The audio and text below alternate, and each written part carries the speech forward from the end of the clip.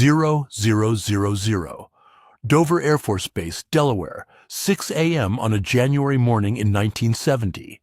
A C-5 Galaxy, tail number 680213, sits on the ramp with its nose swung open and its aft clamshell doors spread wide, and the whole airframe is sinking.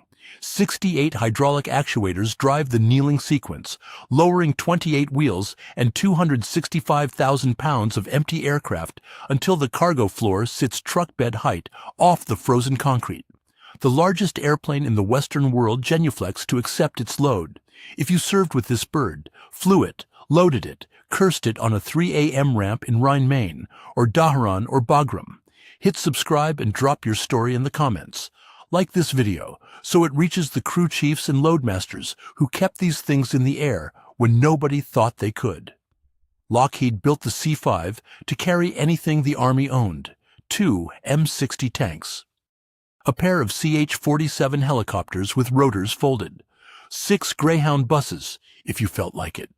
The cargo hold stretches 121 feet long and 19 feet wide, longer than the Wright brothers' first flight by a comfortable margin.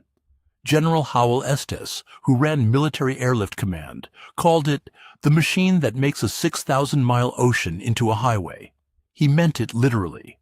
From Dover to Bien Hoa, from Charleston to Riyadh, nothing else could move that much tonnage that far without stopping. And the Pentagon tried to kill it 3 separate times. First in 1966, when the cost overruns hit Congress like a freight train. Again in 1971, when the wings started cracking on airframes with fewer than 8,000 flight hours. A third time in 1982, when the Air Force argued the C-17 could replace it for less money, an aircraft that didn't exist yet and carried roughly half the payload. Each time, someone with stars or a committee chairmanship declared the Galaxy finished. Each time, the airplane outlived the man who signed the cancellation memo. The C-141 Starlifter had a cargo hold 10 feet, 3 inches wide. That number defined American military logistics for a decade, and it drove the Army half out of its mind. An M60 main battle tank measured 11 feet, 11 inches across the hull. 20 months of clearance separated the most powerful ground weapon in NATO's arsenal from the fastest strategic airlifter in the American inventory. You could not physically fit one inside the other. The tank stayed on the dock. The airplane flew empty seats to Germany. And somewhere in the Fulda Gap, a Soviet motor rifle division sat behind 300 T-62s that had rolled there on rail cars from Smolensk. The problem ran deeper than one airplane and one tank. In 1963, Defense Secretary Robert McNamara commissioned a study on strategic mobility, what it would take to reinforce Europe inside 72 hours of a Soviet attack. The answer came back in blunt arithmetic. The Military Air Transport Service could move roughly 32,000 troops in that window. Their rifles, their helmets, but the armor, the artillery, the bridging equipment, the engineering vehicles, anything wider than 10 feet or heavier than 44,000 pounds, all of it moved by ship. Average transit time from East Coast ports to Bremerhaven, 12 days. NATO war plans assumed the Soviets would reach the Rhine in 4. So the troops would arrive. Their tanks would not.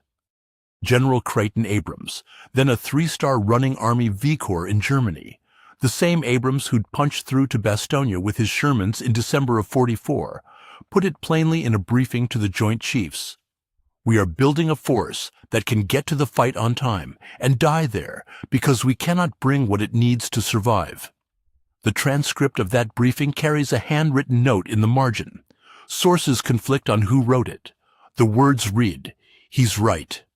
The C-124, Globemaster II, could technically haul heavier loads, up to 50,000 pounds, but it cruised at 230 knots on 4-piston engines and needed nearly every runway it touched to be over 6,000 feet.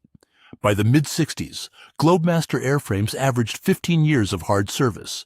Crew chiefs at Travis and McCord spent more hours patching them than flying them.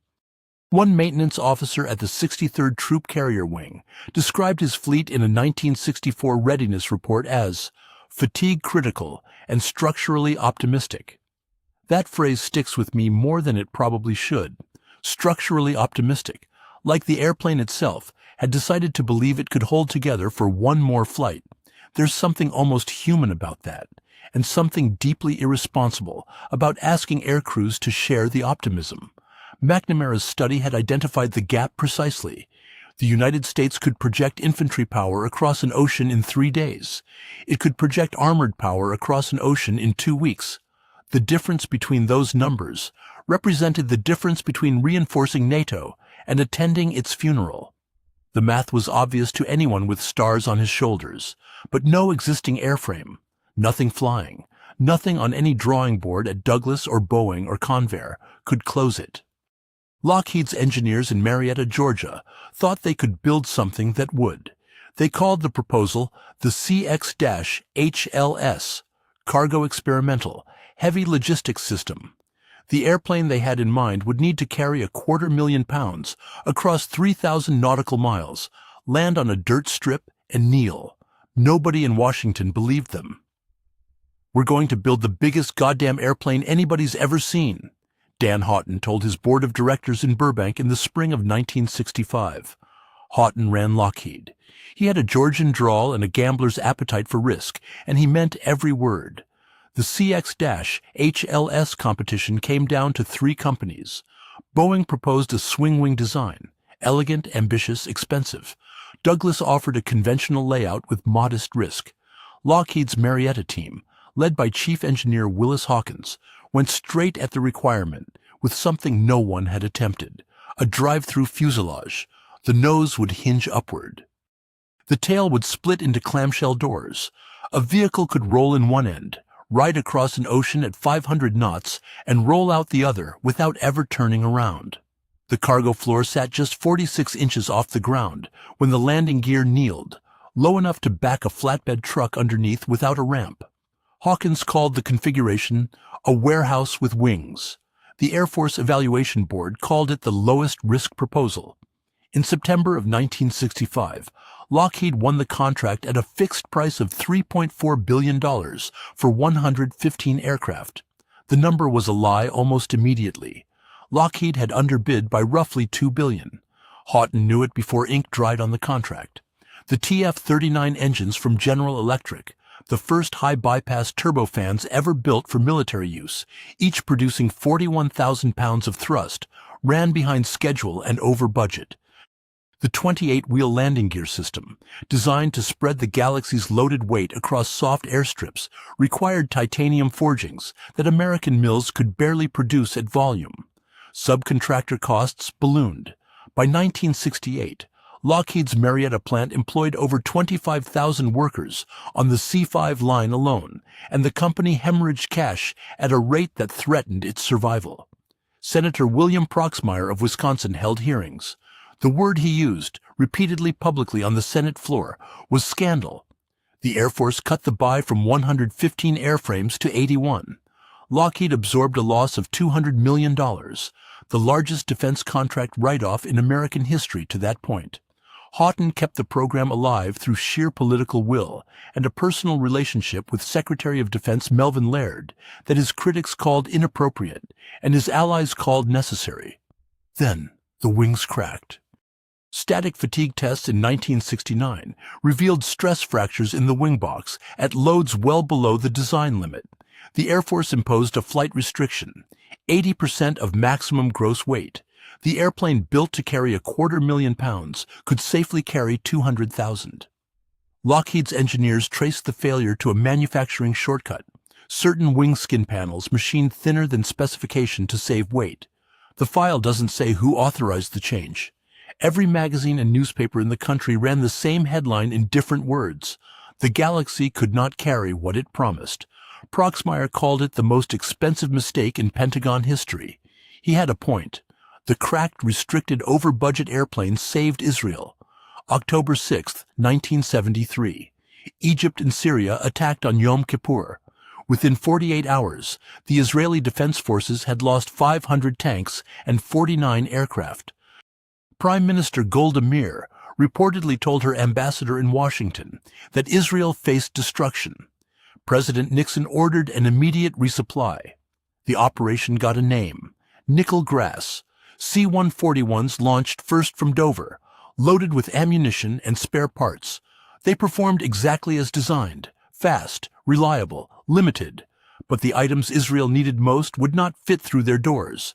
M60 tanks, CH-53 helicopters, 105mm self-propelled howitzers. The same outsized cargo problem that had haunted NATO planning for a decade now arrived with a body count attached.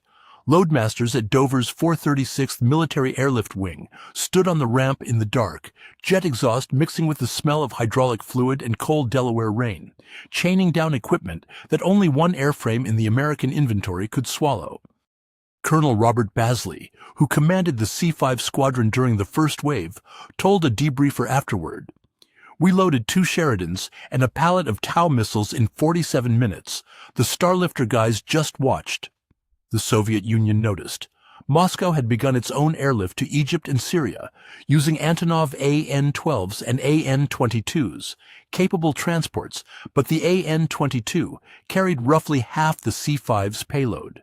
Soviet Premier Brezhnev's calculus depended on outsupplying the Americans by volume. The C-5 broke that math. 32 Galaxy sorties delivered just under 10,000 tons of cargo to Lod Airport in the first 2 weeks. Tanks, helicopters, entire artillery batteries rolling off the cargo floor ready to fight. A single C-5 carried more per sortie than 4 AN-12s combined. I think this is the detail that matters most. The C-5 fleet flew those missions at 80% gross weight restriction. Cracked wings.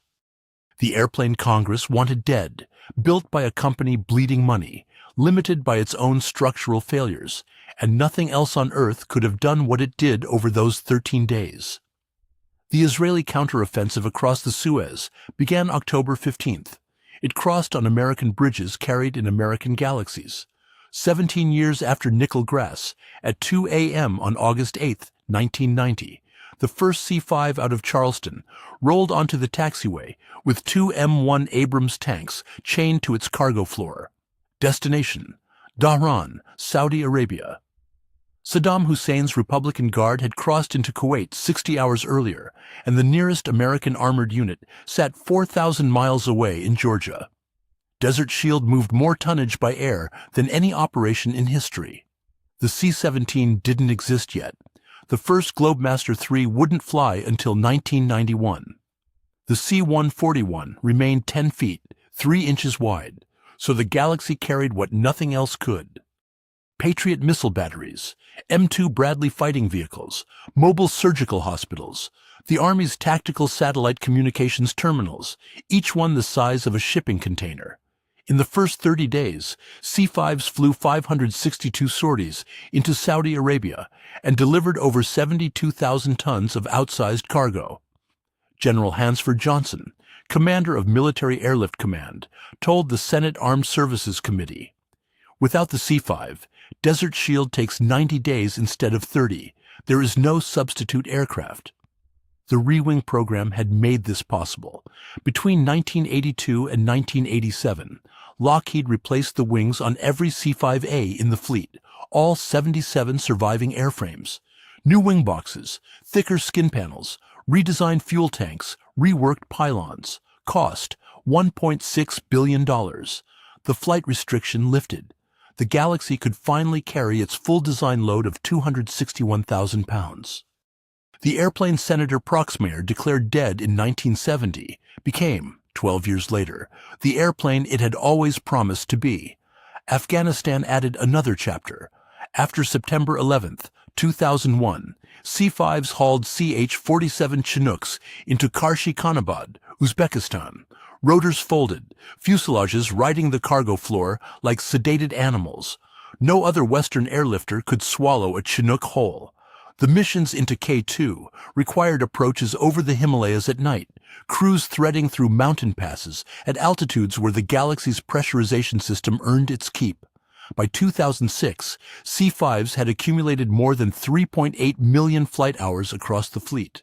Some airframes carried the serial numbers of aircraft delivered in 1970. 36 years of continuous service.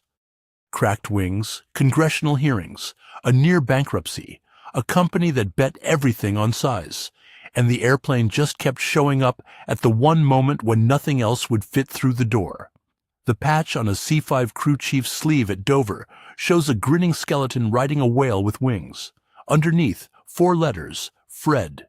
Fantastic, ridiculous economic disaster. The crews coined it sometime in the late 70s. Sources conflict on exactly when, and nobody in Air Mobility Command has tried to kill it since. The name fits. Maintenance man-hours per flight hour on the C-5A averaged 26.4, nearly triple the C-141. Hydraulic leaks so persistent that crew chiefs at Travis called the ramp beneath a parked Galaxy the oil slick. Avionics from the Johnson administration. A pressurization system that Master Sergeant Dave Keller at Westover described to an interviewer in 2004 as 67 ways to ruin your weekend. The M model changed the math. Between 2009 and 2018, Lockheed Martin upgraded 52 airframes to C-5M Super Galaxy standard. New GECF 680 engines, producing 51,000 pounds of thrust each, a 22% increase over the original TF-39s. Glass cockpit, modern autopilot, redesigned pylons and nacelles. The re-engined Galaxy climbs to cruising altitude 30% faster and burns less fuel per ton-mile. It also meets current noise standards, a detail that matters when you land at commercial airports in allied nations at 3 a.m. Maintenance man-hours dropped to 18 per flight hour. Still high. Still Fred. But functional Fred. The Air Force plans to fly the M model until at least 2040. Some of those airframes will carry fuselage sections built in Marietta in 1985, which means structural aluminum poured during the Reagan administration will still bear flight loads when the children of the men who poured it collect Social Security. Why? Because the requirement never changed.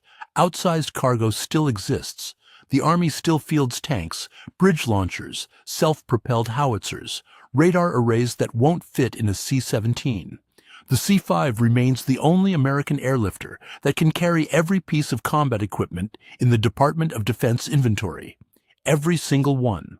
The Air Force tested this claim as recently as 2022. Nothing failed to fit.